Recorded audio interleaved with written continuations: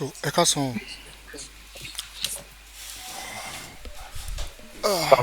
Yeah, ẹ káàbọ̀ sí kíláàsì yìí ni. So níbo la stop sí last class?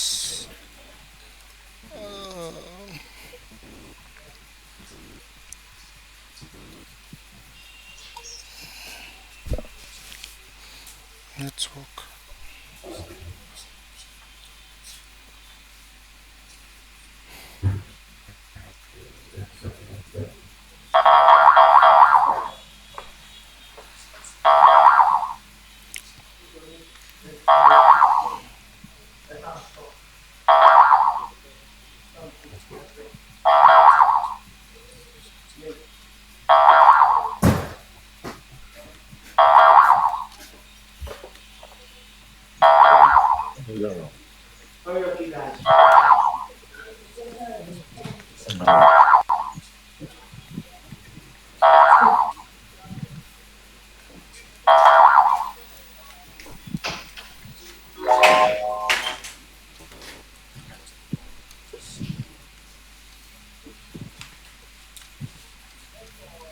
So àti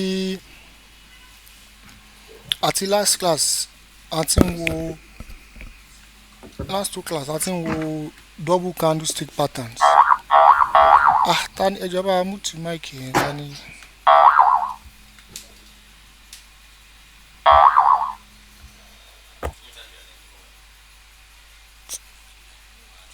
Okay. So àti last class a ti ń wo double candlestick patterns. So àti wo bullish engulfing, àti wo bearish engulfing, àti wo bearish arami, a dẹ̀ ti wo bullish arami. So à ń wo àti wo piercing line náà, a ti sọ̀rọ̀ lórí piercing line. So gbogbo ẹ̀ náà a ní a fẹ́ máa kọ́ wa ní àwọn candle yìí, a fẹ́ máa kọ́ wa ní ìṣe bí wọ́n ṣe máa ń pé bọ́ bá pe léyìí ní piercing line yẹn, òun náà la fẹ́ mọ̀. A fẹ́ fi picture yẹn sórí wa, gbogbo bí tá bá ti rí piercing line lórí chart wa ni a fẹ́ ṣèwúlò ẹ̀. But nísìnyí ní ta ti ń sọ fún wa ni pé a fẹ́ máa understand bí àwọn candle yẹn ṣe ń form. Ó ṣe kókó. Ìgbà míì wà tó yẹ pé a lè rí picture perfect nǹkan tí market fẹ́ fún wa.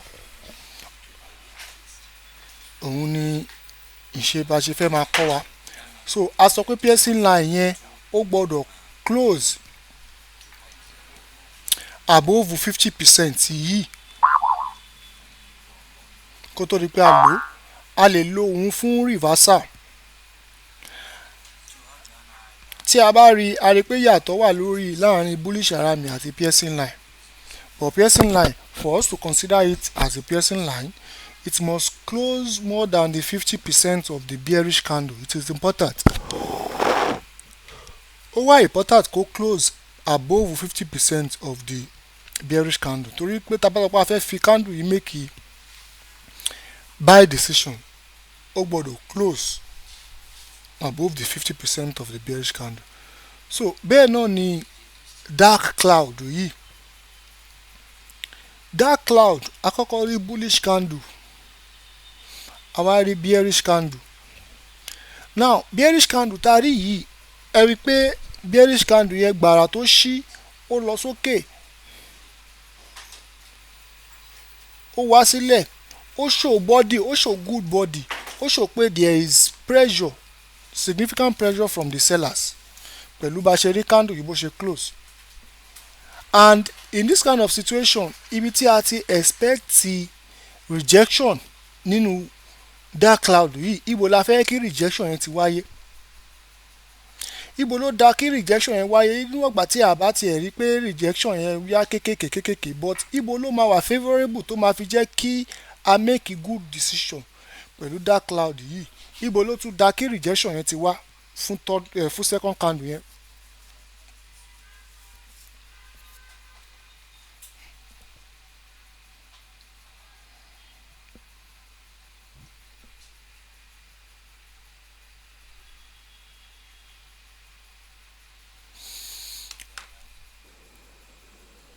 ìsàlẹ̀ ibi tí wíìkì ẹ̀ wà.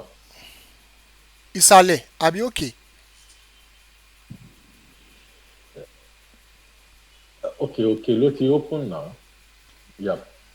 Now question tí mo béèrè lọ́wọ́ wa pé tá a bá sọ pé a fẹ́ lo dark cloud yìí fún confirmation ìyẹn túmọ̀ sí pé ẹ mọ̀ pé mo sọ fún wa pé ti piercing line yìí tí a bá rí i pé wíìkì yẹn ò kéré nísàlẹ̀ but ó wá gùn nísàlẹ̀ náà ó fi fẹ́ da nídàá pé ó fi ń jẹ́ kí a make a decision pé piercing line yìí máa ṣiṣẹ́ ẹ̀ gan-an nìyẹn but níwọ̀n gbà tó yẹ pé rejection òkè yẹn ti ń ju tìsàlẹ̀ lọ a ti lè lò ó fún confirmation kankan but ibi tá a fẹ́ kí rejection yẹn pọ̀ sí jù òun ní ìsàlẹ̀ bẹ́ẹ̀ náà ni eléyìí náà ohun tó bá ti mú wa tá à ń rí rejection yẹn tó ń pọ̀ látọwọ́ ìsàlẹ̀ ó yẹ káàgán ti rí i pé kò tó so ibi tá a fẹ́ kí rejection yẹn wá tó wá sí jù òun ni tó bá wá láti ọwọ́ òkè ṣètìrí tó bá wá láti ọwọ́ òkè yẹn kí rejection yẹn wá rí báyìí torí dark cloud a fẹ́ fi tà ní piercing line a fẹ́ fi rà ní so tí rejection yẹn bá ń wá látòkè ní tó sì ń sọ fún wa ni pé àwọn sellers yẹn sì fẹ́ máa tà but kò ní wá da kí rejection ti òkè yẹn ti ìsàlẹ̀ yẹn kó wá máa ju ti òkè lọ ó sì ń jẹ́ kó wá pé àwọn buyers ta rò bí wọ́n ti fẹ́ kúrò ní ọjà yìí ó dàbí pé wọ́n sì fẹ́ push ọjà so eléyìí máa limit wa láti make a decision ṣé ti rí even 50% ta ní kíní máa cover kò ní tún lè cover ẹ̀ dáadáa kò ní tún lè jẹ́ ká rí i pé market yìí fẹ́ tà ṣé ti rí ó tún wá ń jẹ́ pé nǹkan ta fẹ́ rí as 50% ṣó cover 50% ti bí ẹ̀ bullish candle yẹn ó tún wá fi jẹ́ pé rejection la fi ń rí so kò tó láti fi make a decision instead a fẹ́ ignore ẹ̀ àbí ká ní sùúrù but the way bá ṣe fẹ́ rí ni pé tí a bá rí ní body closure ta tún rí pé 50% yẹn náà máa tún close below àwa fẹ́ fi wá make a decision stop loss máa wà lókè entry máa wà níbo ó máa wà ní bíbà so tá a bá ti fi wọlé entry I expect kí ọjà yìí kó máa tà lọ ṣe ti rí bẹ́ẹ̀ yẹn so with the dark cloud we want to make a decision for sell with the piercing line we want to make a decision for what for a buy ṣó yé wa now ẹ jẹ́ ká wo àpèjúwe dark cloud àti piercing line àti wo example piercing line ní last class ẹ jẹ́ ká wo ti dark cloud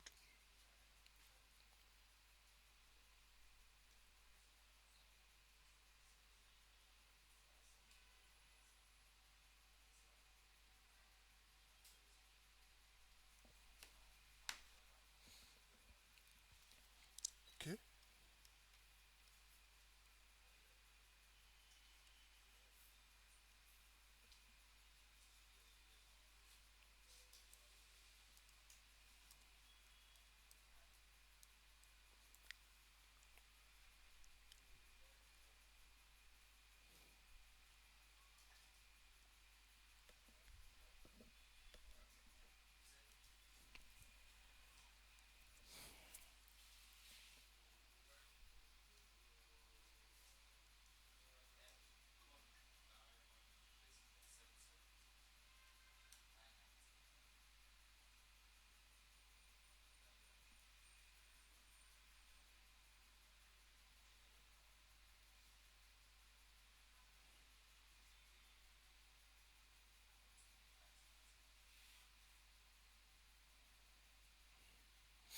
now ẹ jẹ́ ká wo example dark cloud yẹn àti piercing line kó tó di pé a tún wọ okay.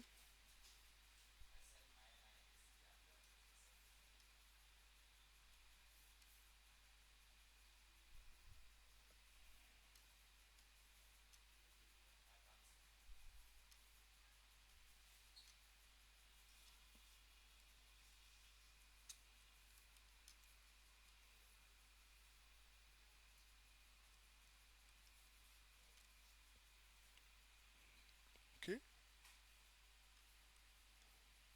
ẹ wo àpèjúwe eléyìí sìn ẹ wo candle ṣe rí pé bó ṣe fọ́ọ̀mù yìí ó fẹ́ kọ́kọ́ jọ nǹkan tó fẹ́ dàbí bullish ara mi but irú eléyìí sì yìí a máa pè ní piercing line. A rí pé bearish candle rèé ó wà níbi tá a ti fẹ́ rà àwọn fẹ́ wò pé kó tó di pé a make a decision pẹ̀lú candle yìí ṣó close above 50% bearish candle yẹn. Nǹkan tó bá mú láti close ní 50% bearish candle yẹn ó ti fi jẹ́ kó yé wa pé àwọn buyers yẹn wọ́n strong. Àwọn buyers yẹn strong òun la fi lè make a decision with a piercing line candle. So with this one now we are making a decision with it for buy. Ṣẹlẹ̀ nígbà tó ṣẹlẹ̀ kí ló ṣẹlẹ̀ market lọ sọ́wọ́ òkè ìyẹn ṣò pé ó ti ń signify pé sell tí à ń rí yìí o àwọn buyers ti fẹ́ wọlé òun la dẹ̀ fi rí tí ọjà yẹn fi ṣe kíni tó lọ sókè. Ẹ jẹ́ ká tún ra. ẹ sà Okay. ibi ibẹ̀ yẹn sà tẹ bá wo candle piercing yẹn the bullish one yẹn Yeah. ẹ mọ̀ pé inú àlàyé yín lẹ́ẹ̀kan ẹ jẹ́ ká mọ̀ yí pé ká tó lè gbà á wọlé yí pé bóyá àwọn buyer ti ń pressure up Bẹ́ẹ̀ni ó ń láti ju 50% of the bearish candle lọ. bẹ́ẹ̀ni Now ó dẹ̀ láti ní rejection ní lọ́wọ́ ìsàlẹ̀ ṣàwọn kí wíìkì ẹ̀ yìí sìn bíi point dotted ni ṣé kò justify mọ́ tí ó bá ní long rejection lábẹ́ but kó ṣáà ti ju 50% of the bearish lọ ló matter kò kàn dandan kó ní longer week nísàlẹ̀ but nítorí analysis yìí sọ pé kó ní rejection ẹ̀ láti wá nísàlẹ̀ but tó bá ti jẹ́ pé ti dark cloud ni rejection ẹ̀ wá látọwọ́ òkè okay but eléyìí ò ní rejection sìn week ẹ̀ is like a dot. okay so mo like the question tẹ bèrè observation bí piercing line ṣe máa ń rí normally exactly bó ṣe máa ń rí ni n tí mo sọ fún wa ń rejection yẹn ni pé ìgbà míì wà tó jẹ́ pé market yẹn ó lè má rí pẹ̀lú body buy bí bá ṣe lè diversify in order tá a bá rí ní àpèjúwe bẹ́ẹ̀ ṣe sọ yẹn tí mo bá rí rejection yẹn tó tún wá ní ọwọ́ ìsàlẹ̀ báyìí ṣe rí pé it doesn't matter to me ó fi kún nǹkan tí mo fẹ́ fi make a decision ni but bó ṣe rí yìí náà rejection eléegun débi ọwọ́ ara bearish yìí but the most important thing níbẹ̀ ni pé a gbọ́dọ̀ rí confirmation closure body yẹn gbọ́dọ̀ close above 50% whether the rejection is long or short it will still validate decision wa láti make a decision àti buy but èyí tó matter ń bẹ̀ ni pé kó tó di pé a lo candle yìí láti fi rà a gbọ́dọ̀ rí pé body yẹn torí àmọ́ pé body yẹn signify activity ó signify pressure so tá bá ti rí pé body yẹn ti ń ju ti bearish candle yìí lọ ó dẹ̀ close above 50% bearish yẹn ó ti tó àti lè make a decision but rejection yẹn fún báyìí sìn rejection yẹn a gbọ́dọ̀ rí látọwọ́ sàlẹ̀ even kò bá gùn dáadáa ó fi máa validate decision wa náà ni but ibi tí a ti fẹ́ rí rejection yẹn tó máa ti ju ti sàlẹ̀ lọ ní ọwọ́ òkè tí a bá fẹ́ rà rejection òkè yẹn ò gbọ́dọ̀ gùn ju ti sàlẹ̀ lọ but ó máa validate pé kí rejection sàlẹ̀ yẹn kó pọ̀ ju ti òkè lọ kó dẹ̀ tún close tí body candle yẹn dẹ̀ ti close above 50% bearish yẹn ṣóyè wa bẹ́ẹ̀ yẹn.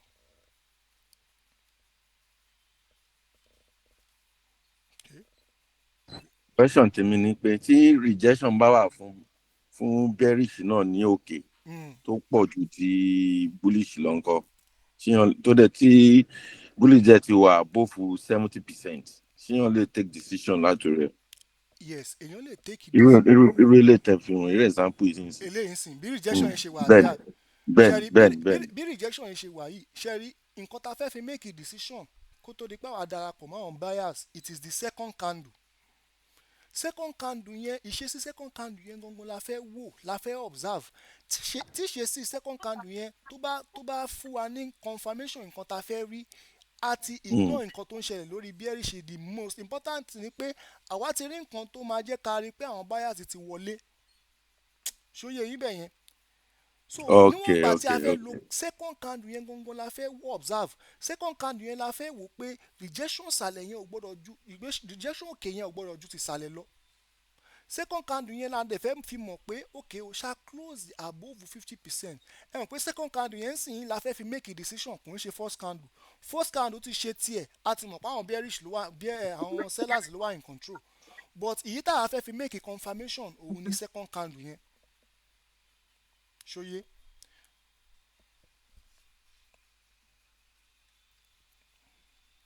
So we want to use the second candle as a confirmation purpose.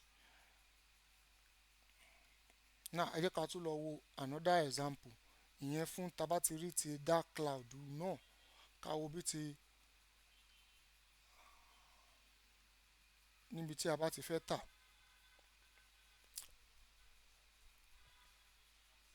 So òun mo ṣe ń sọ fún wa pé sometimes the market will not give us that picture perfect nǹkan tí a fẹ́ rí.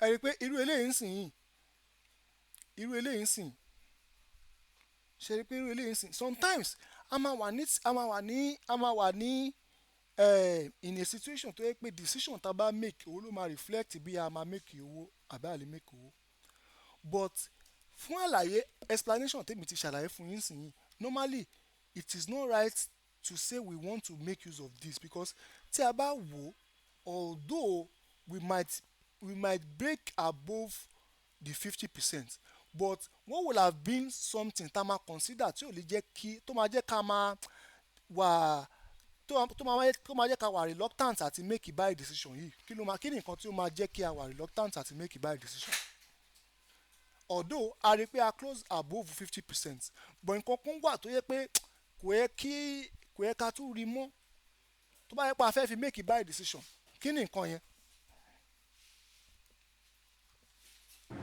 lórí rejection bearish yẹn ó wà nísàlẹ̀ ó ti ní rejection sálẹ̀ so ó máa wà difficult láti lè make decision because kò tí wà above 50% ó wà bí 60% ló wà and then the buyer can come in and pressure and push down the market. Okay, but ẹ try but kò ń ṣe nǹkan tí mo fẹ́ ká rí nìyẹn kíní yìí ó ṣe okay. èmi lérò pé ọdún náà nǹkan tẹ́mi observe ni pé rejection orí bullish yẹn òkè ló lọ́pọ̀ sí. ẹ ṣe nǹkan tí mo fẹ́ gbọ́ nìyẹn ṣé ti rí bẹ́ẹ̀ yẹn rejection òkè yẹn orí bullish yẹn pọ̀ lókè afẹ́rà ni kò yẹ ká tún máa rí rejection látọwọ́ òkè yẹn náà fine kíní yìí lè close above 50% but rejection òkè yẹn máa jẹ́ ká máa wà reluctant exact ṣe ti rí bẹ́ẹ̀ yẹn sìn ó máa jẹ́ ká máa doubt pé ṣáwọn buyers yìí ṣọ́dẹ̀ lè gbé ọjà yìí lọ sókè lóòótọ́ ṣá àbí wọn lè torí tí bá sọ pé mo fẹ́ rà mi ò fẹ́ máa rí rejection tó bá yẹ pé mo lè replace rejection òkè yẹn sí ti owó sàlẹ́ǹsì mi ò tẹ̀lé máa doubt mọ́ màá ti wọlé but why tó yẹ pé rejection òkè yẹn wá tún wá pọ̀ àti ẹ̀ tí wàá rí rejection ara ń sàlẹ̀ eléyìí fi ń jẹ́ kó yé mi pé àwọn small sellers nǹkan wọ́n sì ní interest àti máa ti ọjà yìí lọ but eventually everything sì boils down ni mo fi ń sọ fún wa pé irú nǹkan situation yìí it will be left to us to decide irú èmi ń sìn yìí mo lè decide pé pẹ̀lú nǹkan tí mo rí yìí tí rejection òkè yẹn sì pọ̀ mo lè decide láti wọlé ẹ̀yin lè decide láti má wọlé but regardless tí bá decide láti wọlé market sì ṣe kíni ó sì lọ sókè màá ti wọlé màá ti make a profit mo lè ti jáde bọ̀ ẹ̀yin torí pé ẹ̀ tí ì rí confirmation ṣe wá rí ẹ̀ tí ì rí confirmation ìyẹn túmọ̀ sí pé ẹ̀ tí ì fẹ́ wọlé torí pé ẹ̀ tí ì rí better confirmation ṣe rí bẹ́ẹ̀ yẹn. ẹ má bínú sà. ok. èyí tá à ń wò lọ́wọ́ yìí sà ó máa ń da inú àlàyé yín because mo rí pé every down analysis yín ni máa ń rí one or two things speak afresh. Okay. So ó máa ń da tá a bá fẹ́ rà ó máa ń da kí rejection yẹn máa wà nsàlẹ̀ kó máa gùn nsàlẹ̀ ju tòkè ẹ̀ lọ nítorí pé tó bá gùn nsàlẹ̀ ó ń ṣòyí pé àwọn bullish wọ́n wá with pressure ni wọ́n ń tì nǹkan kúrò lọ́dọ̀ bearish ni wọ́n dé with strength ni ìsàlẹ̀ yẹn ń justify so ká máa wà wéèrì fún rejection ká máa wà wéèrì fún rejection orí other than tìsàlẹ̀ tó bá jẹ́ bullish so ká máa wà more concerned of the pressure from the bottom tó bá jẹ́ bearish tó bá jẹ́ bearish tó bá jẹ́ bullish tó bá so jẹ́ kó ẹ pé tó bá jẹ́ bullish yẹn wọ́n máa gùn tó títàlẹ̀. tó bá jẹ́ bullish ẹ ti ṣàlàyé ọ̀pọ̀lọpọ̀ ẹ̀. Tó bá jẹ́ bullish ẹ wò pé nǹkan kan tó máa ń fa rejection ni pé àwọn sellers during ìgbà tí candle yẹn form ẹ wá dúró rejection yìí bóyá fún wa ní pimba yìí ìgbà tí candle yìí ń form lọ àwọn sellers wò báwọn ti wà in control but kí ló ṣẹlẹ̀ suddenly àwọn buyers wọlé òun ló máa ń fún wa ní rejection. So ṣó ti yé yín bẹ́ẹ̀ yẹn irú bullish ilé tí kékeré yìí tí rejection pọ̀ lọ sàlẹ̀ yìí irú yẹn sì ẹ rí i pé kò tà rárá. Exactly. Báyà ló take over mẹ́ẹ̀. Ṣé ti rí pé kò tá à ń sọ nìyẹn pé níbi tí a bá ti fẹ́ rà rejection lọ́tọ̀wọ́ sàlẹ̀ yẹn ọ̀rẹ́ wa ni àwa gan inú wa máa dùn torí rejection yẹn ti ń jẹ́ pé wá pé fún àwọn buyers láyé àti máa ti ọjà lọ sọ́wọ́ sàlẹ̀ àwa buyers la sì fẹ́ máa take over.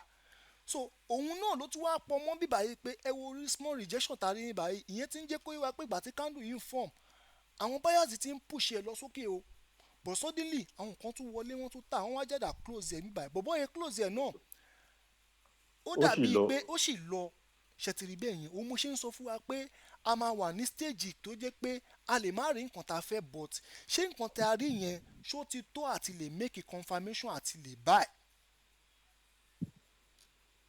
ṣó ti tó àti confirmation àti lè sell so gbogbo eléyìí òun mo fi ń fẹ́ máa kọ́ wa níkọ pé a fẹ́ understand the psychological behaviour àwọn buyers àti sellers so tó bá ti kù sí wa lọ́wọ́ pé ó ti tó àti make a decision òun mo dẹ̀ tún ṣe ń sọ fún wa pé market ò lè fún wa ní clear perfect nǹkan tí a fẹ́ rí yẹn at the end of the day it will still be us to make that decision ẹ rí i pé irú decision yìí sìn tí bá sọ pé mo fẹ́ fi kinní yìí mo fẹ́ fi buy mo wọlé bíbá yìí pẹ̀lú close yẹn mo ti join àwọn buyers bí mo ṣe join àwọn buyers mo ti wọlé buy yẹn ẹ rí i pé eventually náà mo ṣe kí ni mo ti profit inú ọjà yìí lọ sókè mo ti darapọ̀ máwọn buyers tí ó gbé ọjà yìí lọ sókè látara nǹkan tí mo rí but tẹ́yìn bá ń sọ pé ẹ tí fẹ́ wọlé torí pé ẹ tí rí better confirmation torí rejection yẹn ẹ ignore ẹ ní ẹ wà discipline but èmi because of the risk management or èmi tí mo nǹkan ti fẹ́ risk mi báyìí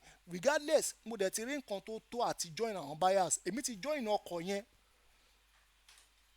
ẹ̀yin ò join ọkọ̀ yẹn torí pé ẹ rí convincing thing láti join ṣó ti yé so bí ọ̀pọ̀lọpọ̀ traders at the end of the day ó depend lórí decision tí a bá make regardless of what we are seeing in the market ṣó yé wa now that's it. Ẹ jẹ́ ká wo first example kan lórí dark cloud kó tó di pé a máa wo àwọn candle tí a máa lò lénìí.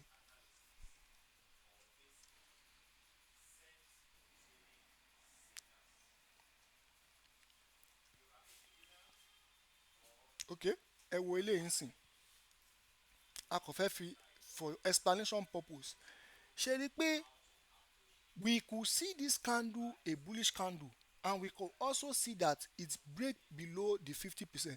Ibo wá ní rejection yẹn pọ̀ sí jù rejection yẹn pọ̀ sí òkè jù ṣé ti rí this one now ó fi validate pé ọjà yìí fẹ́ tà ni a fi make a decision fún sell ṣé ti rí ó ṣẹlẹ̀ yẹn ọjà yẹn tà díẹ̀ kó tó di pé àwọn buyers tún gain momentum so this in a place káàzó pé kínní wà níbi tá a ti fẹ́ tà it will have been a perfect combination to make a decision with and that is the dark cloud ṣe rí bẹ́ẹ̀ yẹn ṣe fẹ́ ẹ jẹ́ ká tún one more example kó tó di pé a máa lọ wo àwọn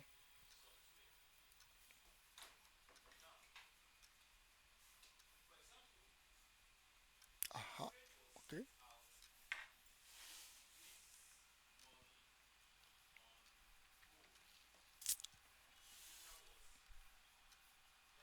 Okay. olùkọ́ tí rejection bá pọ̀ lókè tí rejection tún pọ̀ nísàlẹ̀ fún bearish kí ni solution fún. pé ó ti dọ́gba àbí. bẹ́ẹ̀ ni mo mọ̀ pé tí rejection pọ̀ lókè fún bearish rejection pọ̀ nísàlẹ̀ fún bearish that same candle ó ní two side rejection kí ni decision yẹn bẹ́ẹ̀. now tí candle bá ní two side rejection. yes. ìgbà yẹn la fẹ́ incorporate color candle ẹni tó gba fi ẹni tó take control candle yẹn. ẹ lọ assume pé candle yìí sìn a fẹ́ fi make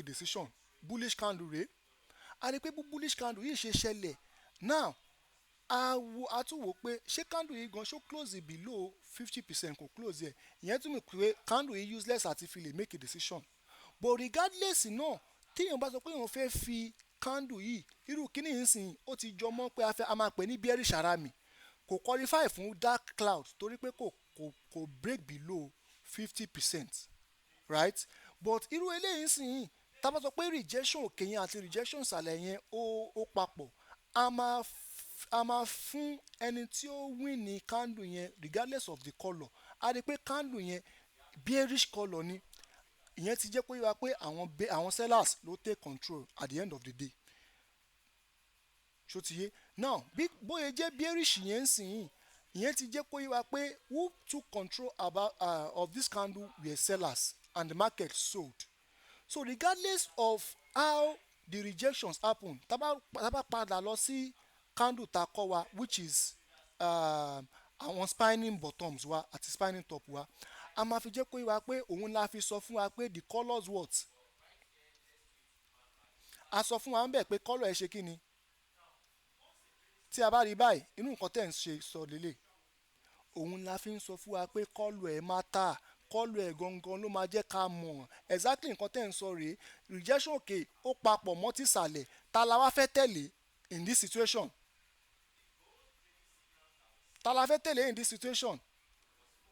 ìyẹn ti di spinning top nìyẹn bẹ́ẹ̀. spinning top without colour. a máa tẹ̀lé àwọn bearish market àwọn route ẹ̀.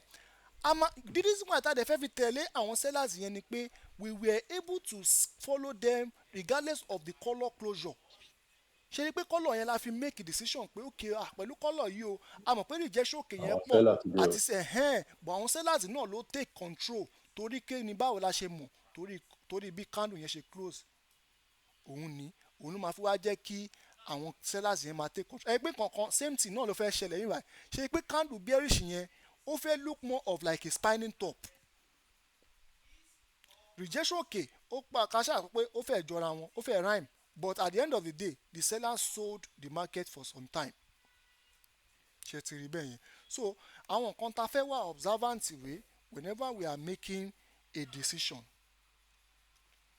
ẹ jẹ́ ká tú okay this is a good one ṣe ti rí eléyìí ń sìn ní a máa pè ní perfect dark cloud ṣe ti rí dark cloud tabadẹ wo lọ ó tún close below 50% of the candle rejection yẹn ó wà minimal náà díẹ̀ lókè ó ṣẹlẹ̀ kí ni market ṣe the market what it sold ṣe tún rí pé ìmí náà tún wà níbí báyìí náà eléyìí náà kí la máa pè ok a lè pè yẹn gan ní kíní mọ́ bearish engulfing la máa pè yẹn torí tá a bá wo lọ wò bọ̀ candle yẹn ó cover ó close below ara eléyìí a lè pè ní dark cloud mọ́ eléyìí ti di bearish ṣe rí pé ìyàtọ̀ yẹn nìyẹn eléyìí sì yìn bearish engulfing yẹn as long as ẹ rí pé rejection tá a bá sọ pé eléyìí gan bearish engulfing rejection kì yẹn ti ń fún wa ní hint láti bí bearish yẹn bearish candle yìí òun ló parí iṣẹ́ báwo dẹ̀ ló ṣe parí iṣẹ́ yẹn ó close bill ó cover gbogbo ara body bullish candle yẹn ó fi jẹ́ pé wá pé a engulf ẹ̀ whatsoever òun ló jẹ́ kí market yẹn tà ṣe rí bẹ́ẹ̀ yẹn so at the end of the day it depends on how we approach or we see the market and purpose nǹkan tá à ń sọ yìí ni pé a fẹ́ máa understand the candle wo ni máa rí tí n fẹ́ fi mọ̀ pé mo sì fẹ́ ṣetán àti tà candle wo ni máa rí tí mo fẹ́ fi mọ̀ pé a ti ṣetán àti rà so that's piercing line and dark cloud for us ṣó ti yé wa so that's piercing line and dark cloud àti understand bí piercing line bí wọ́n ṣe ń form àti bí dark cloud náà bí wọ́n ṣe ń form a dẹ̀ ti ṣe àpèjúwe ẹ̀ lórí chart another one tí a tún máa tẹ̀síwájú ń bẹ̀ ni now à ń pe àwọn eléyìí ní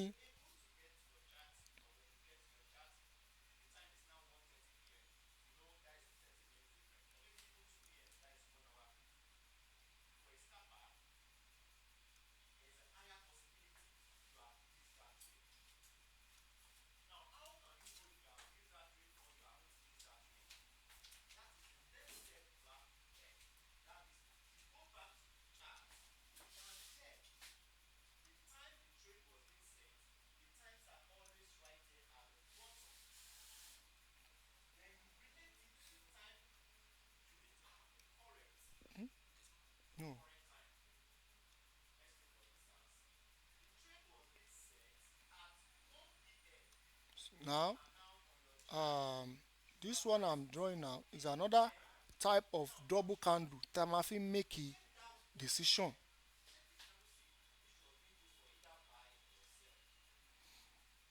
So àwọn candle yìí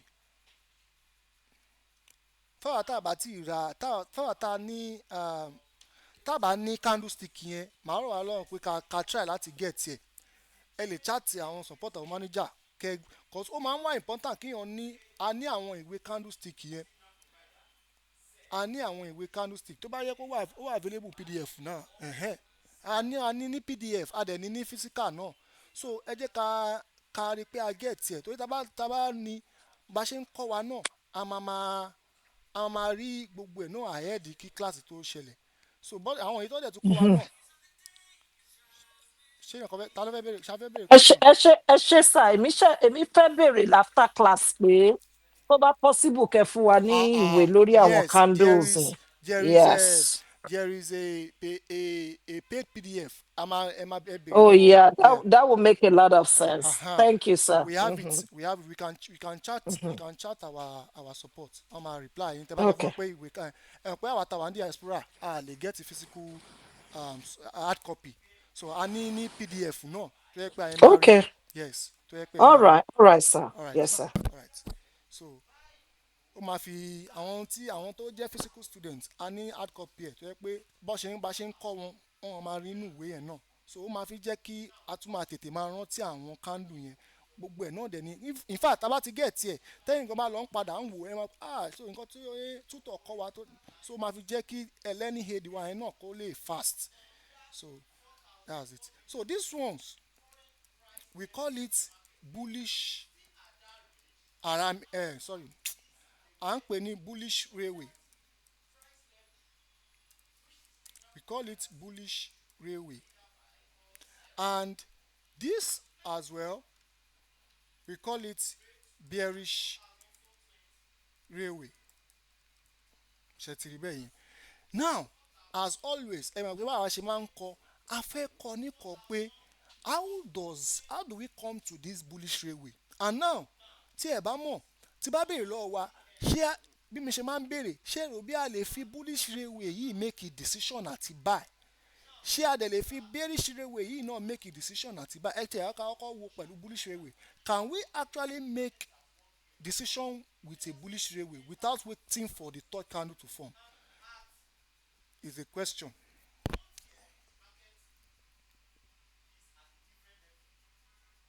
Pẹ̀lú bá ṣe rí bullish I think so. Ó rò bẹ́ẹ̀. Why ma? Because àwọn kind méjèèjì, you know, wọ́n wà the same, you know, Yes, length, volume kan náà ni. Okay. Yes. And táwa dẹ̀ wà ní spot ibi tó yẹ ká ti make a decision, Yes. you know, so ìkan ò ga jù kan lọ. Exactly. Then since we have a bullish on our right, Yeah. and that can fly up. Exactly. Eshema. Now, we can actually make use of bullish railway. Ṣé ti rí àwọn kìíní yìí psychological approach wọn matter.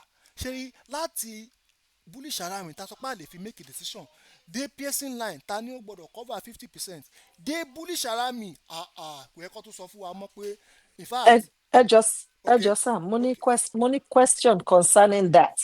Okay, since tó jẹ́ pé wọ́n rí bákan náà. Okay. So based on the decision you're making, so ṣé I fẹ́ make it to sell ni or to buy? Yes. For the bullish railway, we are making the decision to buy because the following candle, which is the second candle, to dictate pé the buyers have taken control back. Show you now. We don't just want to make use of it in anywhere on the chart. A fẹ́ lò nílò pé ẹ mọ̀ pé nígbà tí ọjà bá débi tá a ti fẹ́ rà bearish candle la gbé wọlé.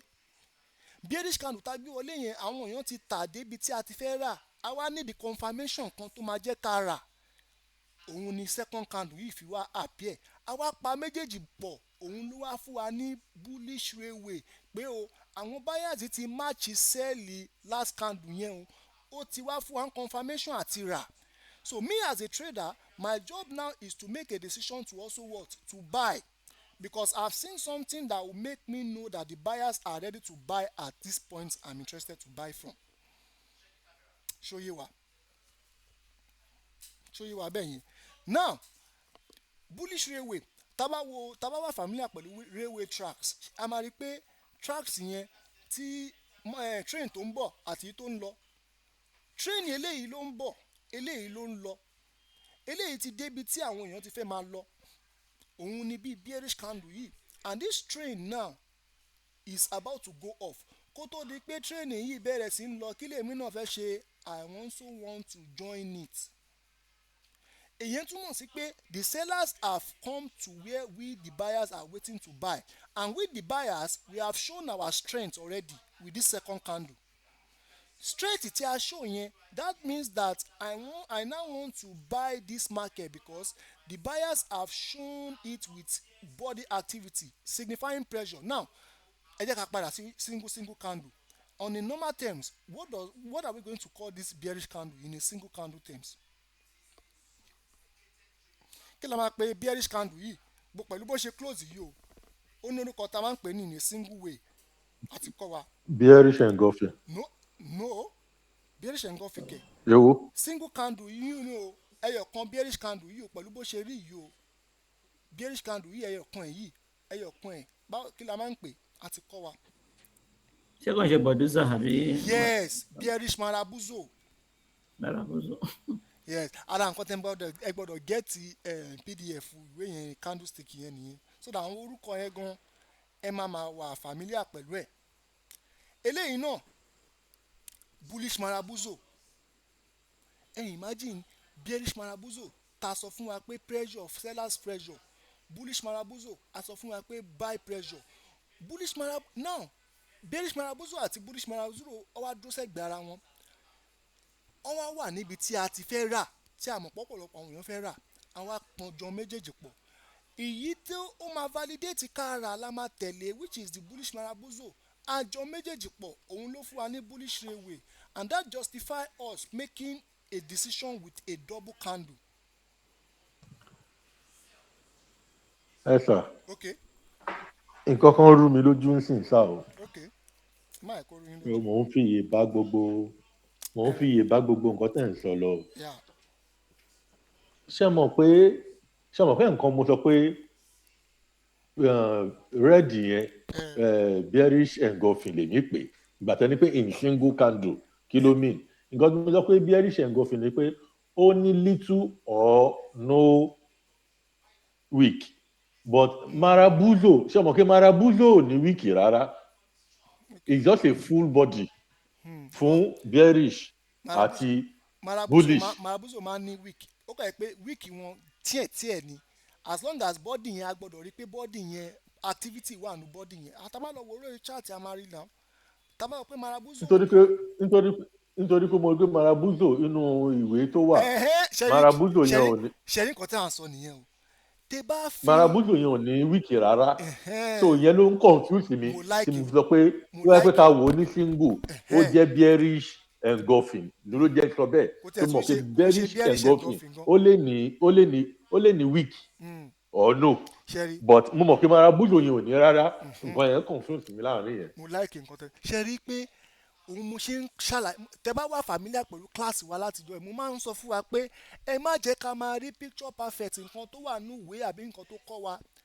Mo rántí ìgbà tó bá ń kọ́ wa ní mathematics nígbà yẹn example yẹn ó máa rọrùn, tábà tí wọ́n ń tẹ̀síwájú ó máa dàbí pé ó le. Example yẹn làwọn máa fi máa ṣe nǹkan tó fi ń kọ́ wa lọ bò ó máa. Now nǹkan tí mo fẹ́ yọ ni pé tábà sọ pé weeks látara explanation tí a ti ń ṣe rí, kí ló ń fa weeks rejection? A ti mọ̀ pé with a bearish marabuzo, this is a perfect example of a bearish marabuzo. We can see little rejection at the top and at the bottom. It doesn't mean, but what matters here is pressure, activities, and the body. That's our marabuzo now. Now, tabatu lọ wo èmi náà, eléyìí náà marabuzo la máa pè. Ṣé ní nǹkan tó qualify as marabuzo, ó máa ń jẹ́ kó yé wa pé tí àwọn body activity yẹn bá gùn, regardless of either the rejection is up or down, but body yẹn gbọ́dọ̀ gùn, body yẹn signify momentum, body yẹn signify pé interest àwọn sellers wọ́n pọ̀, wọ́n sì fẹ́ máa ta ọjà yìí lọ sọ́wọ́ ìsàlẹ̀ ni, sell pressure. So in fact ó máa rẹ̀ tá bá sọ pé a fẹ́ máa wo marabuzo tí ò ní wíìsì látòkè àtilẹ̀ pẹ̀lú bá ṣe sọ pé ẹ rí lórí ìwé yẹn. a máa pẹ́, a lè má rí. This is the live market. Yìí tẹ́rí lórí ìwé yẹn is just like an explanation purpose. Tí mi ò bá ṣàlàyé ẹ̀ fún yín tẹ́yìn kàn lọ ń ka ìwé lásán, ẹ máa ṣe mistake ẹ̀. Gbogbo àwòrán tẹ̀ ń rí lórí ìwé yẹn òun lẹ máa fẹ́ máa wá lórí chart. Ṣó ti yé yín bẹ́ẹ̀ yẹn? So now tí a ti ń explain yẹn sìn yín pé báyìí báyìí báyìí tó bá yẹ pé bẹ́ẹ̀ ṣe ń rí lórí chart yín lórí ìwé yẹn náà ni market náà ṣe ń reflect, a lè má máa tiẹ̀ máa lo explanation, but ìrírí tẹ̀ ń rí lórí ìwé yẹn ni pé wọ́n ń show yín pé bí wọ́n ṣe máa ń wà nìyẹn. Tí wọ́n bá fún yín ní explanation lẹ́kùnrẹ́rẹ́ ẹ̀yin ò lè understand bí ó ṣe ń form. But marabuzo ẹ jẹ́ ká rí as a pressure candle tó ń yé wa, tó ń jẹ́ kó yé wa pé domination ṣì ń wà látọ̀dọ̀ àwọn buyers, domination ṣì ń wà látọ̀dọ̀ àwọn sellers, sell pressure, buy pressure, òun ni purpose marabuzo. Now bearish engulfing tẹ̀ ń sọ yẹn, bearish engulfing ẹ má jẹ́ ká kí la sọ pé bearish engulfing àwọn kan sọ pé a máa rí bullish candle bí ẹ̀ẹ́dẹ̀gbẹ́ àwọn candle yẹn síra wọn. This is bearish, ẹ wo bearish engulfing náà. Bearish engulfing rèé candle tó cover gbogbo ara bullish candle tó engulf ẹ̀. Bullish engulfing candle tó cover gbogbo ara bullish candle tó engulf ẹ̀, tó cover gbogbo ara bearish candle tó engulf ẹ̀. These are bearish engulfings and bullish engulfings. Táwa padà wá sí èyí tá à ń kọ́ wa lọ, bullish railway. Ṣé rí eléyìí náà? There is a trick to it. In fact, a lè má rí gan bí a ṣe ń rí ní orí bá a ṣe ń ṣàlàyé ẹ̀ fún wa yìí. Now ìgbà míì wà tó jẹ́ pé bí a ṣe fẹ́ ní sùúrù fún second candle yẹn ó lè tún rí báyìí kó tún ní rejection báyìí. Ẹ jọ with this kind of thing náà ṣé rí pé market ó ti dàbí pé kò tún ṣe bullish railway náà la máa kà kún. Òun ni máa fi ń sọ fún yàn ẹ lè gbé orúkọ candle yẹn gan síra wọn, but as long as ẹ mọ reason why tí ó fi form tẹ̀fẹ́ fi make a decision ẹ good. So that's just it. The market sometimes kò ní fún wa ní picture, bàbá wa la máa lo intuition wa. Ẹ jẹ́ ká lọ wo àwọn example bullish railway àti bearish railway lórí chart wa sí. Ẹ má bínú sà. Okay. Ká tó move on lọ ṣé mo pé sọ wọn kàn sìn lórí èmi máa ń observe nǹkan gan. No, it's very very good. Ṣé mo pé as a learner Yeah. or recent student, Yeah. by the time táwọn máa fi ṣe tán ṣé mo pé gbogbo nǹkan tá a kà núwèé pẹ̀lú analysis yín a máa ṣe bíi pé ó ń dàrú mọ́ra wọn. Yeah. And tá a bá ti ń lọ sí market on our own bóyá à ń try bóyá a ti ń lo demo account or à ń lo $100 $200 láti máa fi wo báwa náà ṣe lè máa form analysis. Yeah. Báwo la ṣe máa build the audacity? Because kí ni ìmọ̀rípọ̀ audacity ló need? Risk management or no risk management? Ìgbà tẹ́mi ń wo bearish railway àbí mò ń wo bullish railway tí mo dẹ̀ ti lọ ń fojú marabuzo àbí ojú engulfing yẹn mọ̀ ọdún náà engulfing yẹn slip of tongue nínú but mo ti lọ ń fojú marabuzo wò ṣé mo pé èmi àtẹlẹ́dá mi nìkan ni èèyàn ṣáà ni máa gbéwèé èèyàn ò ní máa lọ gbé gbogbo ìwé note kó máa ṣe mọ̀ pé ibi tí wọ́n ti ń ṣe gbogbo yẹn èèyàn ò tí ì ní confidence nìyẹn. So báwo ni regardless báwo ni a ṣe lè build audacity? Mo kàn fẹ́ kẹ́ sọmọ nǹkan tẹ̀ ń ṣàlàyé yìí. Ṣe rí òun ló fi jẹ́ pé àwọn nǹkan tá à ń kọ́ wa yìí òun la máa fi ń sọ fún wa pé tá a bá kọ́ wa tán àwa náà fẹ́ spend time lórí chat wa ká observe ẹ̀ and fún nǹkan tẹ̀ ń sọ yẹn kó tó di pé ẹ tiẹ̀ fẹ́ máa bẹ̀rẹ̀ sí máa trade ní live account there is something we call demo account. That demo account is just like virtual money. Demo account yẹn òun ló fi jẹ́ pé owó tó wà ń bẹ ò rí owó yẹn la kàn fẹ́ fi máa ṣe practicing purpose demonstration purpose látara nǹkan tí à ń rí tá à ń confirm yìí because the more time we spend on knowing how all these candles works. In fact ìgbà ṣe question tẹ bèrè yìí àti rọpòlọpọ̀ àwọn èèyàn tó máa bèrè bẹ́ẹ̀ but as time goes on àwọn kinní yìí ò tiẹ̀ ní tó bá yẹ ẹ̀kọ́ máa rí pé ẹ ti lè dámọ̀ ní but dídámọ̀ yẹn náà ọwọ́ wa ló kù sí bí wọ́n bá ṣe ń kọ́ wa àwa náà fẹ́ máa lọ máa irú nsìn èní nsìn tá a máa fún wa l'assignment àwọn nǹkan tí a ti kọ́ lé ní àwọn náà máa tún challenge ara wa a máa fẹ́ lọ highlight ẹ̀ lórí chart báwa náà bá ṣe ń highlight ẹ̀ sí yẹn àwa náà máa tètè máa mọ̀ torí pé gbà mí wà tẹ́ pé àti ẹ̀ nígbà tí máa sọ pé a fẹ́ mú ìwé kan tó dé pé a identify candle no a nídìí gbogbo yẹn so the most important thing òun ni pé káwa náà ká máa ṣe practice yẹn dẹ̀ ní bó bá ṣe ń kọ́ wa káwa náà lọ sórí chart wa ká lọ máa try ká challenge ara wa láti máa identify àwọn candle yẹn òun ló fi jẹ́ pé ìwé yẹn náà ó máa wà important fún wa at the end of the class a lè reach out sí manager àti support kí wọ́n ká mọ̀ bá ṣe lè get ìwé yẹn lọ́wọ́ wọn so gbogbo àwọn nǹkan tá a ti kọ́ wa yẹn náà tá a bá ń wò tá à ń observe ẹ̀ ó máa fi jẹ́ kí àwọn candle yẹn náà kó tètè yé wa so ti yé so n tí mo lè sọ lórí nǹkan tẹ́ sọ nìyẹn now ẹ jẹ́ ká lọ wo bullish ara mi even nǹkan tá a bá tiẹ̀ ń sọ pé gbogbo àwọn nǹkan tá à ń kọ́ wa yìí gbogbo àwọn fídíò tó ta ti kọ́ wa sẹ́yìn a lè fi máa tún máa build bá ṣe máa understand àwọn kinní yẹn sí àwọn orúkọ yẹn ó lè wà confusing ibi tí jotting náà máa wà ṣé ní nǹkan tí èèyàn máa perfect inú ẹ̀ èèyàn náà máa need determination àti lè rí pé àwọn náà good èèyàn náà good nínú ẹ̀ so gbogbo bá ṣe ń wà ní class èèyàn náà it's not bad for us to also bring out some jottings pé báyìí bullish engulfing la kọ́lé ní eléyìí la kọ́lé ní gbogbo nǹkan yìí náà máa fi jẹ́ kí a tètè máa rántí nǹkan tí wọ́n kọ́ wa ṣóyé but ẹ jẹ́ ká tẹ̀síwájú now àṣìṣe bullish ara mi this is a perfect example of illustration of how a bullish ara mi looks like ṣẹ́rí bullish ara mi ṣẹ́rí bẹ́ẹ̀ yẹn this is an example of a bullish ara mi ṣẹ́rí pé bullish ara mi yẹn yes we want to be observant of where the rejection is but kíní yìí ti match ara wọn ó ṣẹlẹ̀ tán òun ló jẹ́ kí ọjà ṣe kíni kó lọ sókè now eléyìí náà. ẹ sà bullish ara mi máa lẹ́kọ̀ọ́. mo ní bullish ara mi ẹ má rẹ bullish railway arapa náà ti ṣẹ́rí ní àṣẹrí bẹ́ẹ̀ yẹn arapa náà ti ń gẹ̀ẹ́tì ẹ̀ náà nìyẹn ṣe pé bullish ara mi tí mo sọ mo kọ́ wò pé ṣé àwọn èèyàn ṣe máa really observe pé bullish ara mi lélẹ́yìí lóòótọ́ but at the end of the day ṣe pé correct ni pé ṣe pé mo mọ nǹkan tí mo fẹ́ ka point nǹkan tí mo fẹ́ ka mú jáde nìyẹn ṣe pé mo understand nǹkan tí mo rí but orúkọ yẹn ni ó ṣe kí ni ló gbé wọlé àwọn but at the end of the day orúkọ yàtọ̀ at the end of the day but mo understand nǹkan tí market fẹ́ ṣe kí ni a lè ṣe rí a lè gbórúkọ síra wọn but ká understand nǹkan tí ó ṣẹlẹ̀. information yẹn ká lè mú lò bó ṣe yẹ bó ti sọ. olùkọ́ èmi fẹ́ sọ pé sometimes àwọn orúkọ yẹn gan matter mọ́ at some point. Yeah, at some point for us it doesn't matter. It's just the okay kini look like exactly. You know what do I want to you know bullish ara mi you know it's not something you want to cram. Yes. Or you know o tẹ ẹlòmíì tó tẹ ẹlòmíì ṣe trading dada tán dẹ̀ mọ́ orúkọ gbogbo kini. Yeah. But because àwa ń kọ́ wọ́n ṣe you know. ṣe ní òun mo ṣe ń sọ fún wa pé that's why I'm always after that ṣe pé nǹkan tí mo máa ń pariwo fún wa pé a fẹ́ kọ́ wa pé ká máa gbé picture like bullish ara gbogbo ẹ̀ sórí àwa náà fẹ́ understand mo dẹ̀ like bí irú nǹkan yẹn ṣe ṣẹlẹ̀ ń sìn tó yẹ pé mo pe bullish railway mo pe ní bullish ara mi but at the end of the day I know what I want to use it for.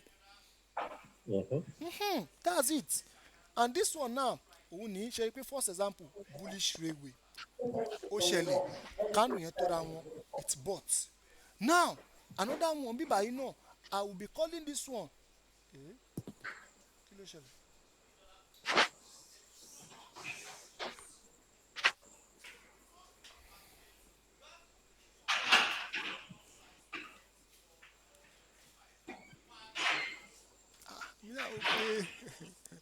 ó bẹ́ẹ̀ já wa mú.